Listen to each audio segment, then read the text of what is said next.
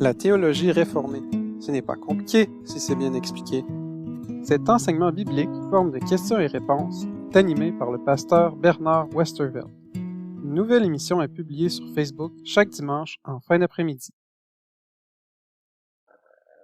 Jésus est rédempteur, sauveur, que c'est merveilleux. Mais comment? Comment Jésus est-il ton rédempteur? On dit parfois, mais Jésus est un homme de compassion, de bonté, c'est un bon gars, on devrait vivre comme lui. Alors, je travaille pour suivre l'exemple de Jésus. Je travaille pour avoir l'approbation des autres, l'approbation même de Dieu. Mais je ne peux jamais faire ça.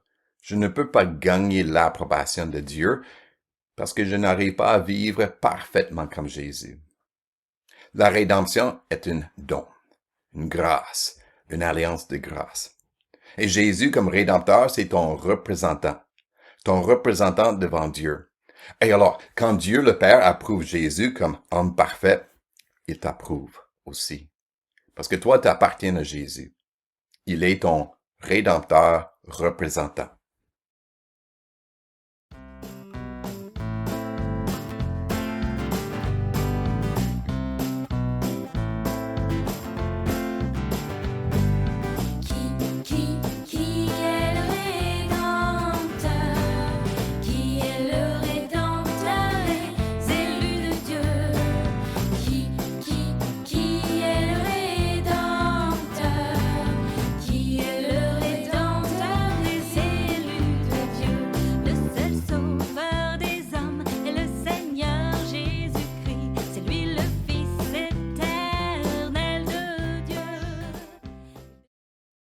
Il y a un seul Dieu et il y a aussi un seul médiateur entre Dieu et les hommes, un homme, Jésus-Christ, qui s'est donné lui-même en rançon pour tous.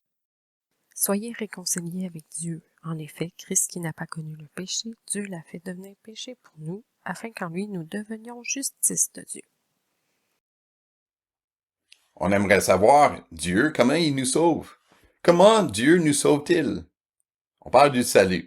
On se rappelle, le salut, c'est la nouvelle naissance. C'est le fait d'être né dans la famille de Dieu, un enfant de Dieu qui est pardonné et heureux. Et ce salut inclut le don de la foi pour croire en Jésus comme rédempteur. C'est le message central de la Bible, alors on veut le développer davantage. Nous nous posons donc la question, comment Dieu nous sauve-t-il? Réponse, il conclut une alliance de grâce. Une alliance de grâce. Grâce, on le comprend, mais alliance? Mais l'alliance, c'est la manière de résumer l'ensemble du message de la Bible. Alliance est la bonne façon de comprendre l'œuvre de Jésus-Christ comme rédempteur. On se rappelle, une alliance est un accord que Dieu établit. Dieu entre en relation avec l'humanité. Il établit une relation avec l'humanité. La première alliance a été conclue avec Adam. Dieu a établi une alliance de la création, des œuvres, de la vie.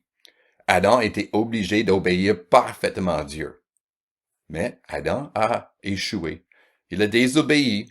Il a perdu la vie. Il a été séparé de Dieu. Adam est devenu un pécheur malheureux. Et dans l'alliance, Adam représentait toute l'humanité. Alors chaque être humain est né pécheur et malheureux. Ah, bonne nouvelle. La bonne nouvelle, c'est qu'il y a une nouvelle alliance. Une alliance de grâce. Dieu intervient. Dieu agit pour nous sauver. Il le fait par grâce, c'est-à-dire gratuitement. Il fait le don du salut. Mais ce don coûte cher à Dieu. On parle de l'alliance de grâce. Et dans une alliance, Dieu entre en relation avec un représentant. Donc on pose la question, en qui Dieu le Père a-t-il fait cette alliance? L'alliance de grâce. Réponse. En Jésus-Christ, son Fils éternel. Dans une alliance, Dieu entre en relation avec un représentant et alors avec tous ceux qui le représentent, tous ceux qui sont associés à cette personne.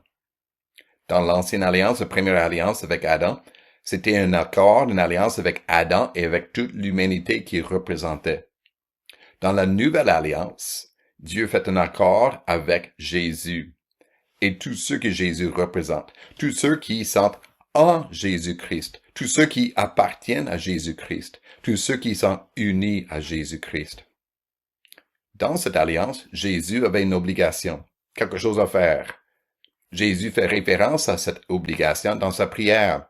J'ai terminé ce que tu m'avais donné à faire. Qu'est-ce que Jésus avait à faire? Il avait à obéir à Dieu. Il avait à obéir toujours parfaitement à Dieu son Père.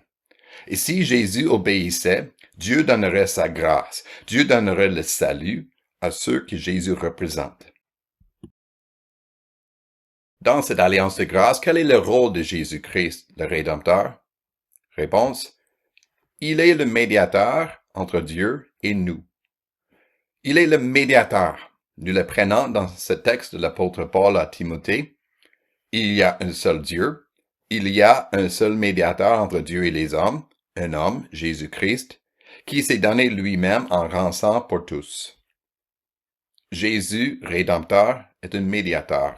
Jésus, représentant de l'Alliance, est un médiateur. Mais qu'est-ce qu'un médiateur? Mais c'est comme du papier collant.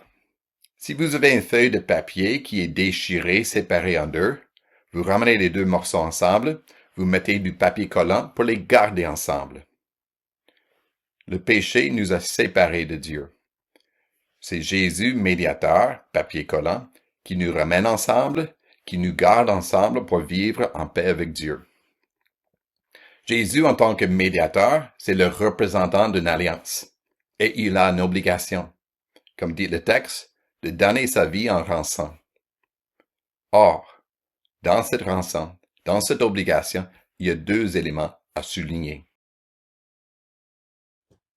Jésus est médiateur, alors en quoi cela consiste-t-il?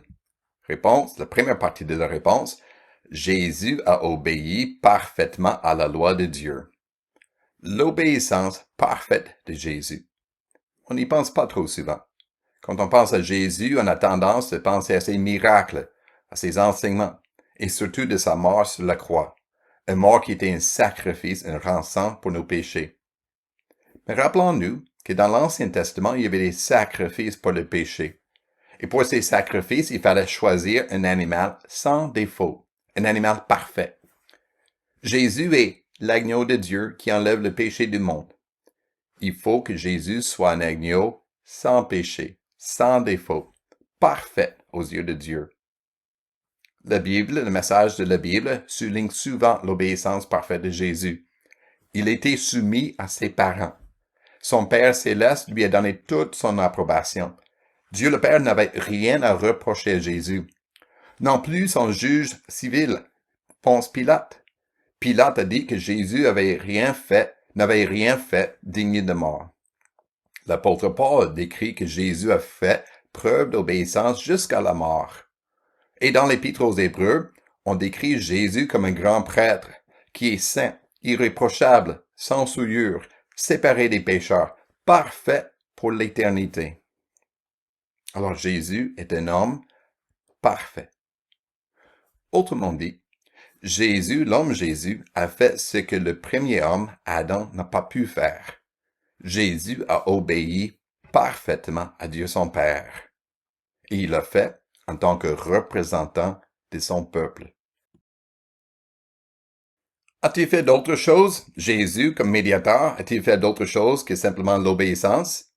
Mais oui, Jésus a supporté la punition que demande la justice de Dieu. Ici, on parle de Jésus, médiateur, et son rançon pour nous pardonner nos péchés. C'était la punition que Dieu demande, la mort, un sacrifice. La mort, parce que c'était de quoi Dieu avait averti Adam. Le jour où tu mangeras le fruit interdit, tu mourras. Encore le salaire du péché, la punition du péché, c'est la mort. Dieu doit être juste, et sa justice exige que le péché soit puni.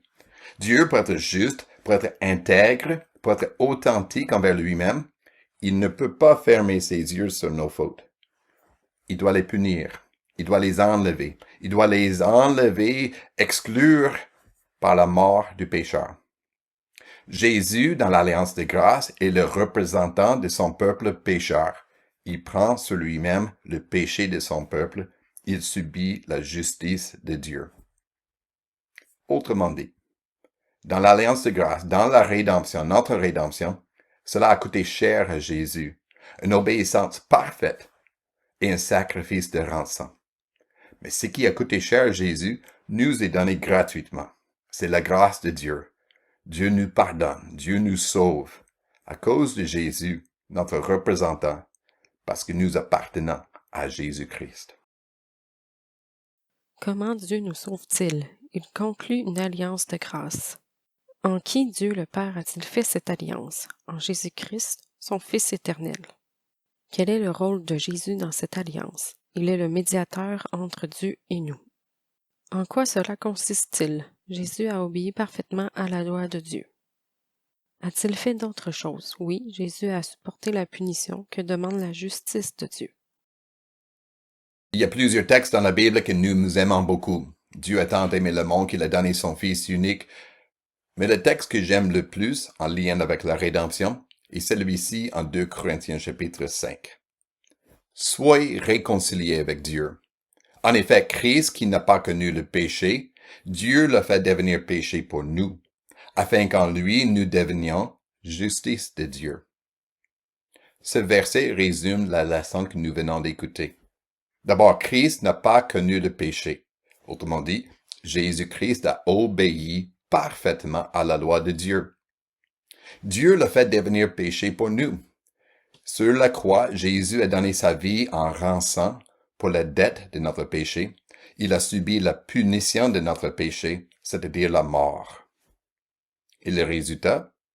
En lui, en Jésus-Christ, parce que nous sommes unis à Jésus-Christ, parce que nous appartenons à Jésus-Christ, parce que Jésus est notre représentant dans l'alliance de grâce, en lui, nous devenions justice de Dieu. En Jésus-Christ, Dieu nous déclare juste. Dieu le Père nous déclare pardonné et parfait à ses yeux. Et comment nous répondons à cet évangile, à cette bonne nouvelle? Nous déclarons par la foi, nous appartenons à Jésus-Christ, notre Rédempteur.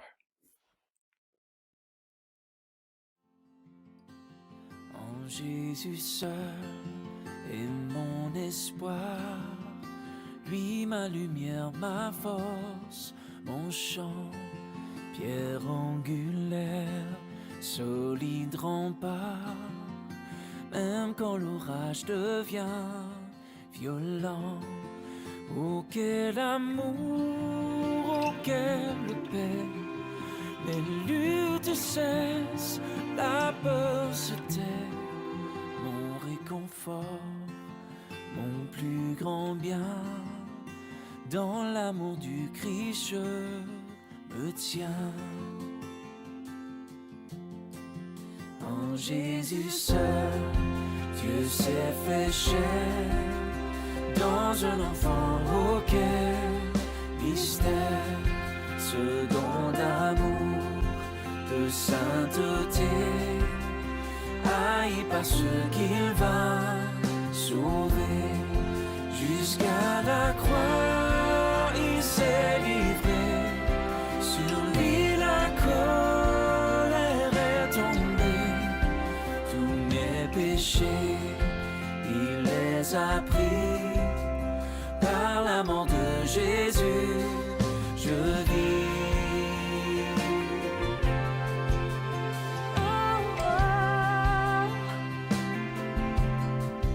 Là dans la tombe, il reposait, lumière vaincue par les ténèbres. Quel jour glorieux, il apparaît, et d'entre les morts il se relève, et sur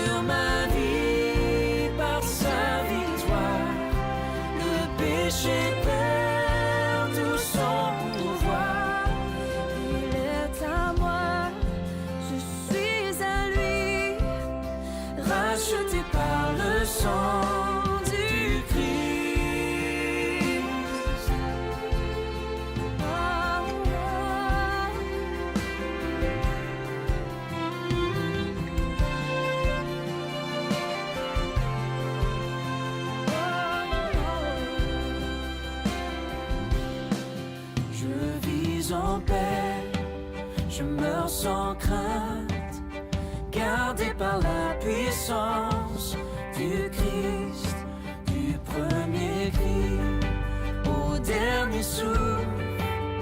Jésus le